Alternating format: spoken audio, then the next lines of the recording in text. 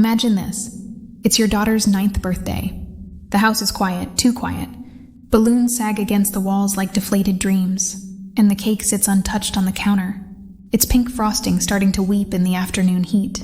You've spent weeks planning, scraping together every penny from your waitressing shifts, because you wanted this day to be perfect for her. The one day that proves you're enough despite everything. But the phone buzzes. Not a happy birthday song from family. No, it's a Venmo request. $1. From your own mother. The note? For the trouble. Your heart plummets like a stone in your gut. That's when you know. The lifetime of being the family doormat. The invisible fixer, the endless ATM, it's over. But not before you make them pay. Dearly. Stick around. Imagine this. If you've ever felt that gut-wrenching sting of being taken for granted by the people who should love you most, your family, your blood, then this one's for you. Hit that like button right now if you're ready to root for the underdog. Subscribe and ring the bell so you never miss a tale of sweet, hard-earned payback. Let's dive in. My name is Miah, or at least, that's what you'll call me for this story, because some wounds are too raw to bear my full name to the world. I'm a single mom, 34 years old, with calluses on my hands from scrubbing tables at a diner that smells like grease and regret. I've got laugh lines around my eyes that don't come from laughter. And a daughter named Lily, who's got my stubborn chin and a smile that could melt glaciers. She's 9 now, but back then, she was 8, wide-eyed and waiting for a party that never came. It all started in a cramped 2-bedroom apartment in suburban Ohio, the kind of place where the walls are thin enough to hear your neighbors, arguments bleed into your own. Our home wasn't much. Faded blue curtains from a thrift store. A kitchen table scarred with crayon marks from Lily's masterpieces. But it was ours. Hard won. I'd left home at 18, pregnant and terrified, after one too many nights of my mother's screams echoing through our old Victorian house on Elm Street. That house, peeling white paint, creaky floors, a backyard overgrown, with weeds that my father never bothered to pull because he was too busy at the mill. It was the stage for every family drama, every whispered favoritism that carved me hollow. Let me paint you a picture of them. My mother, Evelyn, God, even saying her name now tastes like acid on my tongue. She was the queen of conditional love, with her perfectly coiffed auburn hair, dyed, always, to hide the gray she called defeat, and those sharp green eyes that could slice you open without a word. She moved like she owned the room, hips swaying in floral dresses that hugged, her figure just a little too tight for a woman in her 50s. But beneath that polish, a viper, always calculating, always extracting. Family helps family, she'd coo, her voice syrupy sweet, right before hitting you with the guilt trip that left you bleeding, cash or time or tears. Then there was my sister, Tessa, the golden child, 2 years younger than me, but worlds apart in every way that mattered. Tessa was the one with the porcelain skin, the effortless curls that bounced like they were in on some cosmic joke, and a laugh that tinkled like wind chimes. Fake, but enchanting to anyone who didn't know better. She flitted through life on scholarships and charm, never lifting a finger that wasn't manicured. Daddy's little princess, mommy's mirror image. Whatever Tessa wanted, Tessa got. A new car at 16 because she needs it for her. Image, college tuition paid in full, no questions asked. And me, I was the shadow, the responsible one. The one who fixed the roof when it leaked. Who drove Tessa to her prom because Mom had a headache, who slipped. Dad 20s when the mill cut his hours. Our father, Harold, quiet as a ghost, with hands rough as sandpaper and eyes that darted away whenever conflict brewed. He loved us, I think, in his broken way, but he was the enabler, the one who nodded along to Mom's decrees, muttering Evelyn's right like it was scripture. He worked doubles at the steel mill, came home smelling of sweat and metal, and collapsed into his recliner with a beer. Never intervened. Never saw how his silence let the poison spread. Growing up, it was subtle at first. Little barbs wrapped in bows. Miah, why can't you be more like your sister? So poised. Or, at family dinners, those tense affairs under the chandelier that flickered like it was ashamed. Mom would slide the check toward me after we'd eaten at some diner she insisted on. You make more now, dear, with that job of yours. I was 16, babysitting for extra cash, while Tessa pocketed her allowance for essentials like lipstick. By the time I got pregnant with Lily at 17, the dynamic was set in stone. I remember the night I told them. Rain hammered the windows like fists, thunder rumbling low and angry. Mom's face, oh, it twisted, not with joy or fear for me, but disgust. How could you be so careless? And now, with high school barely done, Dad just stared at his plate, fork hovering midair. Tessa? She smirked from across the table, her new braces glinting. Guess you're the family embarrassment now, huh? They didn't throw me out, not fully. But the support, conditional as always. Mom paid for the prenatal vitamins, but only if I promised to keep it quiet from her church friends. Dad fixed up the spare room in the basement for me and the baby, but it smelled like damp concrete and regret. Tessa got the upstairs bedroom with the balcony. And when Lily arrived, tiny, squalling, with a tuft of dark hair like mine, the visits were obligatory. Mom would coo over her for 5 minutes, then hand her back like a hot potato. She's your responsibility now. Miah, we can't be tied down. I left 6 months later, packed Lily's diapers and my waitress uniform into a duffel bag, kissed Dad's cheek while he pretended to sleep, and drove off in a beat-up Civic that coughed like it was dying. Freedom tasted like exhaust and tears, but the calls started immediately. Miah, the water heater's out. Can you send a check? Tessa needs help with her car. Payment. College is expensive. Sent what I could. 50 here, 100 there, because that's what family does, right? That's what they drilled into me. You're the strong one, the fixer, the one who doesn't break. Fast forward 8 years. Lily's world is small but fierce. She's got this gap-toothed grin that lights up my graveyard shifts. And she draws pictures of us as superheroes. Me with a cape made of diner aprons.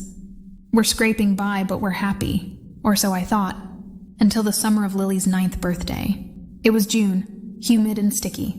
The kind of Ohio heat that clings to your skin like a bad memory.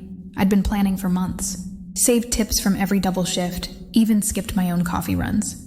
The party was simple. Backyard barbecue at our apartment complex. With string lights I'd borrowed from a coworker and a cake from the grocery store. Bakery, chocolate with rainbow sprinkles. Lily's favorite.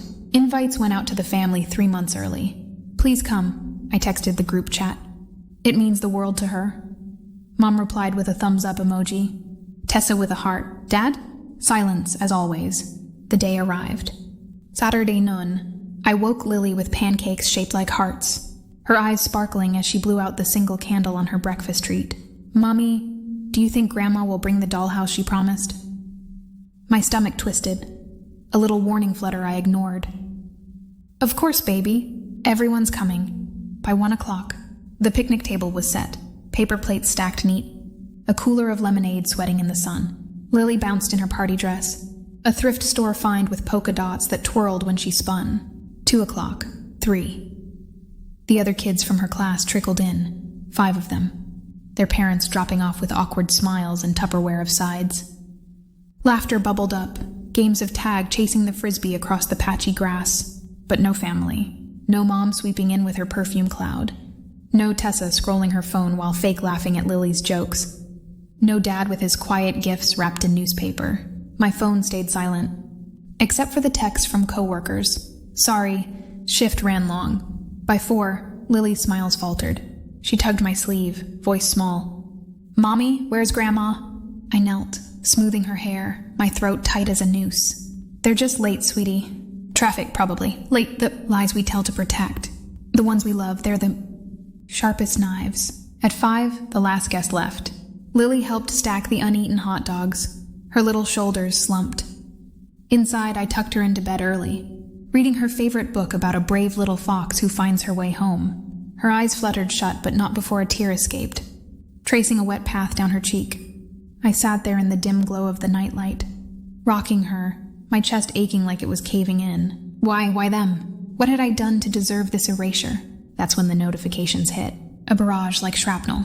First from Mom. So sorry, darling. Tessa's Sweet 16 planning ran over. You understand. Attached, a photo. Tessa, radiant in a tiara, surrounded by balloons and a crowd of giggling teens at some upscale venue downtown. The caption, My princess deserves the world. A Sweet 16 vibes. Then, the Venmo. From the family group, Mom, Dad, Tessa, 1,850. The note, share of Tessa's party costs. You weren't there, but family pitches in. Love you. I stared at the screen, the numbers blurring through hot tears. $1,850 for a party they threw without me, for a sister who couldn't be bothered to show for my child's birthday. My hands shook as I gripped the phone, knuckles whitening. A laugh bubbled up, hysterical, bitter. This was rock bottom, the moment when the doormat finally sees the boot print. But it wasn't just the money. It was the lifetime tallied up in that request. The years of loans that weren't loans. $500 for Tessa's prom dress when I was couch surfing with a newborn. $2,000 for Dad's truck repair while I ate ramen for a month. The calls at 2 a.m. Miah, Tessa's depressed. Send her on a spa weekend. And I'd do it. Every time. Because if I didn't, the guilt tsunami would drown me. "You're so selfish," Mom would hiss. "After all we've done." What had they done? Exactly nothing but take. That night, as Lily slept, I paced the kitchen. The linoleum cool under my bare feet. The fridge humming like a judgmental whisper. My mind raced. Flashes of memories, each one a fresh cut. Tessa's wedding 2 years back. I'd wired $3,000 for the flowers. Showed up in a borrowed dress, only for Mom to pull me aside mid-toast. "Smile more. Miah, you're scaring the guests with that sour face." Lily, for then, spilling punch on the carpet. Tessa's shriek, "Your kid's a disaster. Keep her away from my photos." And Dad? He'd clapped me on the back later, whispering, "Good job helping out. Means a lot." As if I had a choice. Rage simmered low, a coil tightening in my belly. Not the explosive kind, no, this was colder, sharper. The kind that whispers plans in the dark. I opened my laptop, fingers flying over keys worn smooth from job applications and budget spreadsheets. For the first time, I didn't send the money. Instead, I replied, "Can't this time. Tight month." 3 little words that felt like a bomb. The fallout was instant. Mom's call at 8 a.m. sharp, her voice a blade wrapped in velvet. "Miah, what's this nonsense? We need that deposit by noon. Or the venue cancels." I cradled the phone against my shoulder, pouring Lily's cereal, my voice steady as glass. "Mom, I can't. Lily's birthday was yesterday. You know that." Silence. Then the hiss. "Don't be dramatic. Tessa's moment is once in a lifetime. Yours? Another kid party. Plenty of those." My blood turned to ice. "You didn't even call her." A pause, then laughter. Light, dismissive. "Oh, honey, we were busy. Send the money, and we'll make it up. Promise." Click. Tessa texted next. "Sis, Mom's freaking. What's your deal? You owe us for all the times we've bailed you." Bailed me? The audacity burned. I typed back, deleted, typed again. Finally, bailed how? By forgetting my daughter's birthday? Her reply, 3 laughing emojis, then, "Lighten up. It's not about you." Dad's was the softest punch. A voicemail, gravelly and tired. "Miah, girl. Evelyn's upset. Just help out, yeah? For the family." My finger hovered over delete, but I listened twice. Heard the exhaustion in his sigh, the unspoken plea. But no apology. No, "How's my granddaughter?" Just the ask. Always the ask. That week blurred into a storm. Shifts at the diner dragged. Plates clattering like accusations. Customers' chatter a dull roar. Lily noticed, her small hand slipping into mine as we walked to school. "Mommy sad?" I'd squeeze back, force a smile. "Just tired, bug. But we're okay." Inside, the coil wound tighter. I couldn't sleep, replaying every slight, every dollar drained. The powerlessness, it clawed at me, a beast in my chest roaring for release. How many times had I swallowed it? Bent over backward until my spine snapped? No more. The turning point came on a rainy Thursday, 2 weeks after the birthday ghosting. I was scrubbing counters after close. The diner empty save for the drip of the faucet and the ache in my lower back. My phone buzzed, a news alert. Local tech startup raises. 5-manner, single mom founder leads charge. I clicked, heart skipping. The woman in the photo, mid-30s, curly hair pulled back, eyes fierce. She'd started coding in her basement while her kid napped. Bootstrapped an app that matched foster parents with resources. Now, millionaire. Something cracked open in me. Not a sob, a spark. I thought of my own nights. Lily asleep on the couch beside me.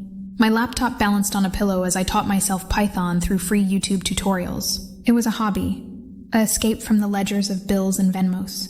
I'd built little scripts, budget trackers, meal planners.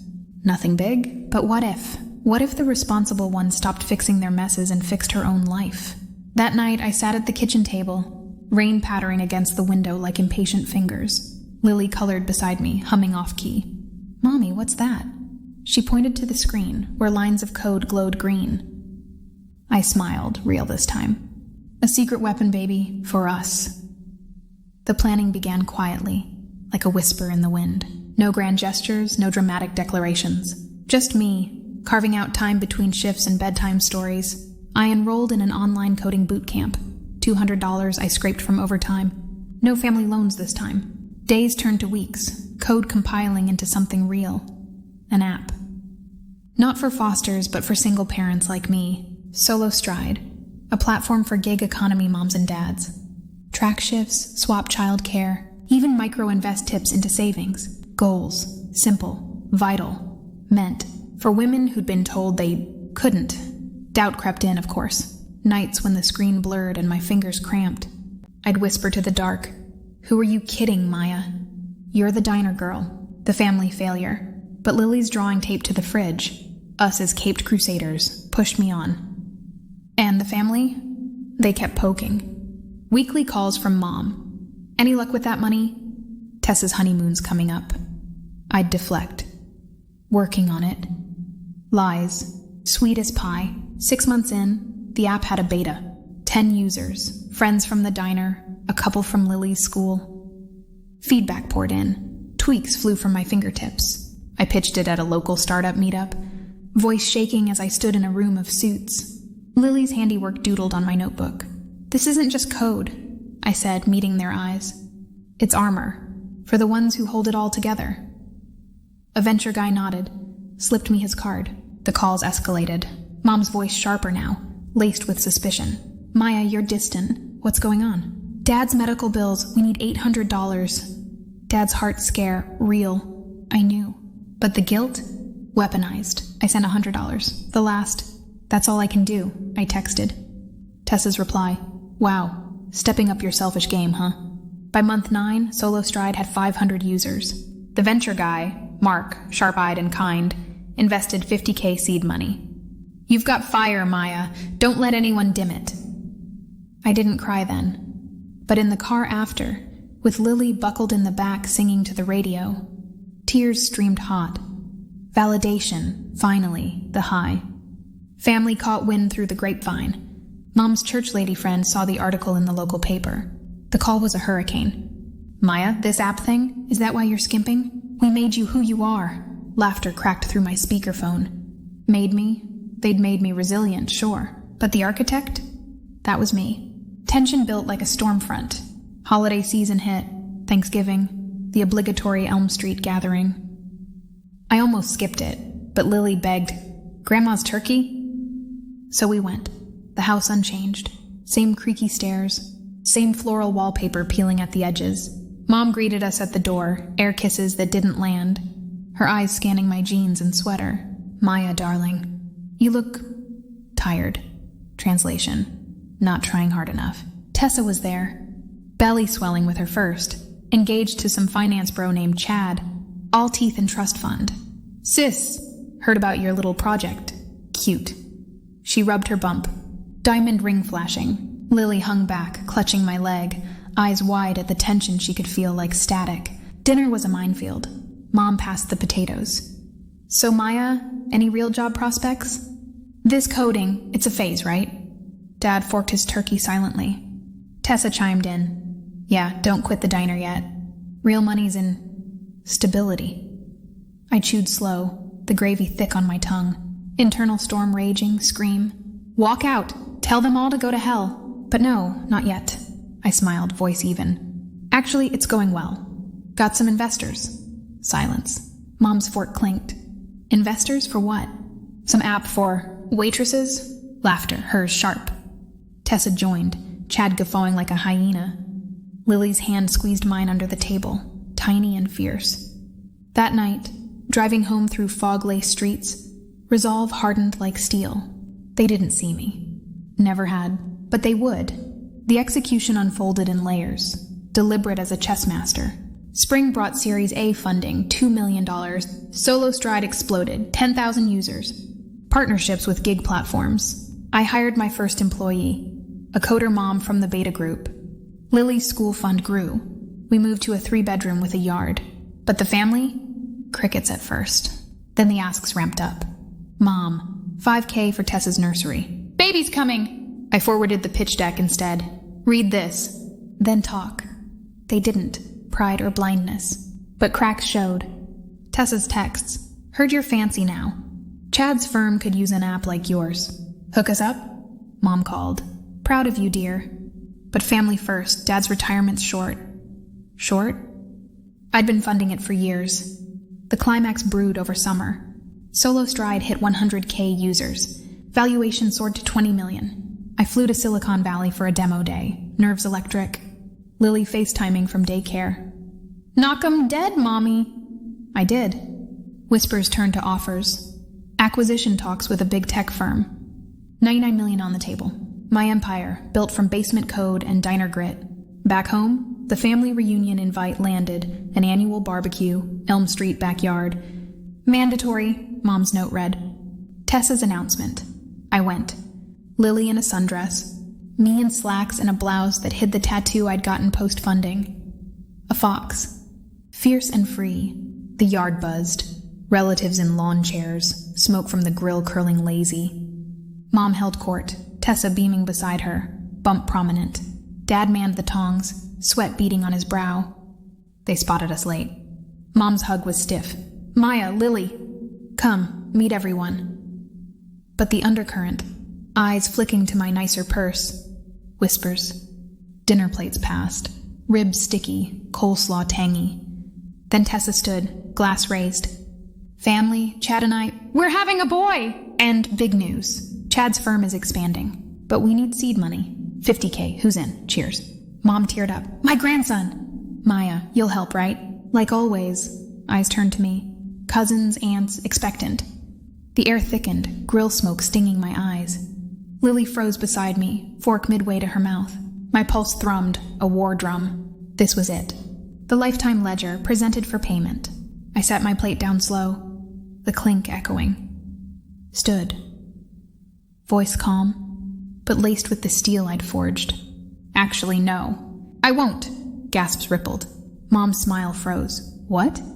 I met her eyes, those green daggers now wide. I've been the family ATM for years. Skipped birthdays, covered parties, bailed out crises. But my daughter's 9th? Forgotten. Billed for Tessa's sweet 16 like it was my debt. And that $1 Venmo? The trouble? That was the last straw.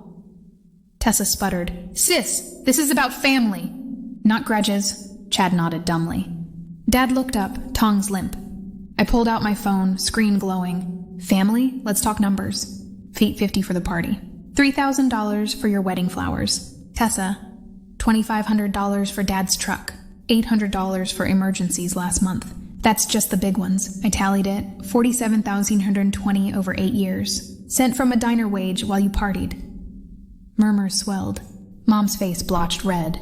How dare you? We raised you. Raised me to give, sure, but not to beg for scraps. I tapped the screen. A bank transfer app open. Here's your cutback. All of it. With interest. 47,000 wired. Receipts shared via group text, pinging like gunshots. Chaos erupted. Tessa wailed. You can't! We need it for the baby. Mom lunged, hand raised, slap hovering. Ungrateful bitch. After everything. Dad stepped in, voice cracking. Evelyn, stop. But his eyes on me, pleading, broken. Lily tugged my hand. Mommy? I knelt, whispered.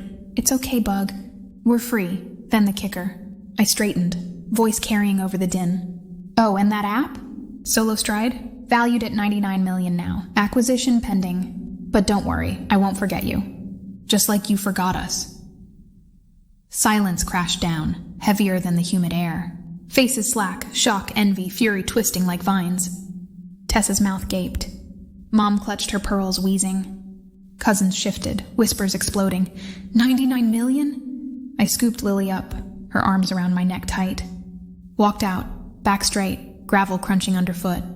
No running, no tears. Just the sun warm on my face, the future wide open. The drive home was a blur of golden hour light filtering through the trees. Lily chattering about the silly faces Grandma made. But inside me?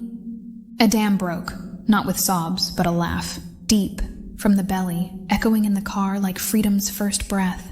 It started small, a chuckle at the absurdity. Mom's blotched cheeks, Tessa's wail like a siren cut short. Then it built, waves crashing until tears streamed. Not pain, but release. The coil unwound, uncoiling years of swallowed screams into something light, buoyant. Back at the apartment, our palace now, I poured wine, the good kind, from the funding celebration. Lily splashing in the tub with bubbles high as mountains. My phone, a war zone. Texts flooded. Mom's 50 in a row, escalating from come back we can talk to you'll regret this. Blood's thicker than money. Tessa. Voice notes sobbing. How could you humiliate me? In front of everyone? The baby's innocent. Chad. This is unprofessional. Reconsider. And Dad. One text. Simple. Proud of you, Miah girl. Sorry I didn't say it sooner. That one? It pierced. Not revenge, but reckoning. I replied, I forgive you, Dad, but boundaries now. Call any time, for you, not them. The next days were a whirlwind of fallout and flight. Mom showed up at the diner, unannounced. Heels clicking like accusations on the tile. I was mid-shift, apron stained with ketchup, when her shadow fell over the counter. Miah! Voice low, venomous. Customers glanced up. The sizzle of the grill filled the pause. Mom. I wiped my hands, heart steady. No flinch. She leaned in, perfume cloying. This tantrum, it's beneath you. Apologize. Wire the money back. Tessa's devastated. The nursery? I cut her off, voice even, but eyes locked, unblinking. Devastated? Like Lily on her birthday staring at an empty yard? Her lips thinned, a muscle twitching in her jaw. That was one time. You're blowing it up. One time too many. I untied my apron, hung it slow. Shift's over. But listen, that $47K? It's gone. Invested in my future. Yours? Keep asking and you'll get silence. She straightened, chin high, queen dethroned. You'll crawl back. Always do. But her eyes, flicker of doubt, fear, the power shift. Tangible as the steam rising from the plates. She spun, door jingling behind her. Outside, through the window, I saw her fumble for keys, shoulders heaving. Not tears, Mom didn't cry. But close. Tessa's ambush came next, outside Lily's school, rain-slicked parking lot. I pulled up, wipers thumping, and there she was, umbrella tilted, face puffy from crying. Lily waved from the back seat. Auntie Tess! Heart twist, innocence amid the storm. I rolled down the window. Tessa, not here. She ignored, voice shrill over the patter. You think you're better now? With your app money? Chad's furious, says you're unstable. And the family? They're talking, calling you selfish, cold. Rain dripped from her hood, tracing her cheeks like accusations. I gripped the wheel, knuckles pale. Memories flashed. Her at 16, me driving her to the mall, her mocking my uniform. Diner trash. Now, reversed. Cold? I echoed soft. You billed me for your party. Forgot my kid. Took without thanks. Her mouth opened. Protest dying as Lily piped up. Mommy's a superhero. She made an app. Tessa's eyes flicked to the back, softening fraction, then hardening. This isn't over, Miah. Mom's cutting you out. No more holidays. Good. The word landed like a gavel. Boundaries, Tessa. Learn them. I rolled up the window. Drove off, tires hissing on wet asphalt. In the rear view, she stood frozen, umbrella sagging. The peak? 2 weeks later. Acquisition closed. $99 million. Press release hit national news. Single Mom's app revolutionizes. Gig parenting. $99 deal. My phone exploded. Not just family, but the world. Interviews. Congrats from beta users. Lily on the local news, holding a toy microphone. Mommy helps moms. Mom's call came at midnight. Voicemail. Voice cracked like dry earth. Miah saw the news. 99 million? I didn't know. Can we talk? About Dad. About everything. Pause. Thick. You were always the smart one. Smart one. Not responsible. Not fixer. Smart. Validation. Decades late. I didn't call back. Not yet. Let it simmer. Tessa's email followed. Congrats? Whatever. but the baby's due soon. Nursery's bare. If you cared. Attachment. Ultrasound, tiny heartbeat. Guilt tugged, faint but there. I replied, congrats on the baby. Send a registry. 5K one time. No strings. But no more asks. We're done being your bank. Sent. Block on the group chat. Dad got my number solo. Calls now about fishing trips with Lily, not debts. The release immense, waking without the dread knot in my stomach. Dates, real ones with a coder dad who sees me. Vacations. Lily and I on a beach, toes in sand, no Venmo pings. The empire grew. Solo stride rebranded, team of 50. All parents who'd been invisible once. But the sweetest? Lily's 10th birthday. Backyard, bigger now, house with a swing set. Family? Invited, but small. Dad, a cousin who called to apologize. No mom, no Tessa. Cake lit, songs sung. Lily blew out candles, whispering her wish. Later, she hugged me. Best party ever. Mommy, because of you. In that hug, the arc completed. Pain to power. Betrayal to boundaries. The war Venmo? A scar faded. The revenge? Not destruction, but detachment. They begged, oh, they begged. But I was free. Stories like this remind us, justice isn't always fireworks. Sometimes it's the quiet click of a send button. The turn of a key in the ignition. Karma whispers, build your worth and the takers fade. What would you reclaim? If Miah's triumph gave you that righteous fire in your chest, smash that like button and drop a comment. What's the one boundary you'd set with your own toxic crew? Or share your wildest revenge dream? We read 'em all. Subscribe for more Reddit rages turned to reckonings, and I'll see you in the next one. Stay fierce out there.